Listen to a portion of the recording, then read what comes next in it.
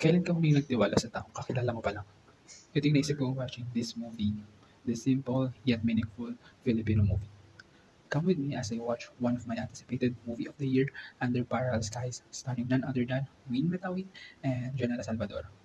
Una, sobrang simple ng story niya. It's about a Thai businessman named Parin who is looking for her missing mom.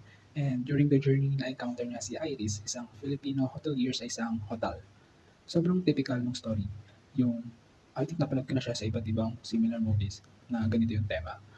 Yung meeting at the unforeseen event at unexpected places. But for me, what made this movie stand out is the fact that this is a cross-country movie.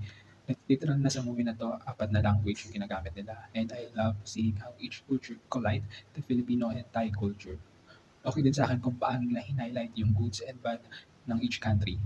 In terms of chemistry, undeniably, sobrang ganda ng chemistry ni Win at Janela. Slow burn, pero kikiligin ka sa love story nila. What you see in the movie, you will feel it directly. Hindi corny at hindi pilit yung mga eksena nila dito. Grabe yung scene na yun. Yung scene na yun. I think the problem in this movie is the transition. Like, minsan sobrang bagal ng progress, pero at the same time, minsan naman sobrang bilis ng mga nangyayari. By the way, yung take ko sa movie na to is taking risk and chasing opportunities talaga. Kasi pinakita yun sa kwento ni Iris. Pero at the same time, kailangan din ng tatag ng loob at tiwala sa sarili. Saan yung opportunity nasa harap mo na, pero dahil naunahan ka ng kaba at takot, nahirapan kang makita to.